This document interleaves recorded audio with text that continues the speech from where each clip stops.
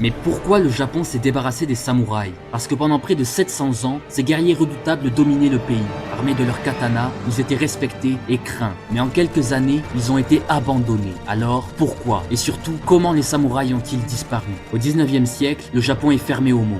Depuis 200 ans, il refuse tout contact avec l'Occident. Et la société est figée dans un Moyen-Âge japonais. Les samouraïs sont les serviteurs des seigneurs. Ils assurent l'ordre, la justice, la sécurité et sont des guerriers redoutables. Mais en 1853, tout bascule. Des navires de guerre américains surgissent dans la baie de Tokyo. Leur message est clair: ouvrez le pays ou soyez colonisés comme la Chine. Et là, le Japon réalise qu'il doit évoluer pour ne pas disparaître.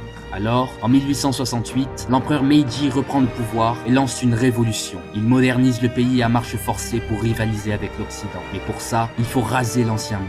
Industrie, école, chemin de fer et une nouvelle armée, moderne, à l'occidentale. Les samouraïs, eux, perdent tout. Leur statut, leur salaire, le port du sabre leur est même interdit. Ils deviennent des fantômes d'un autre temps. Mais en 1877, les derniers fidèles se révoltent. Menés par Saigo Takamori, ils affrontent l'armée impériale. Mais face aux fusils et à l'artillerie, leurs sabres ne font pas le poids. La révolte est écrasée. Takamori se donne la mort par seppuku. Et avec lui, disparaissent les samouraïs.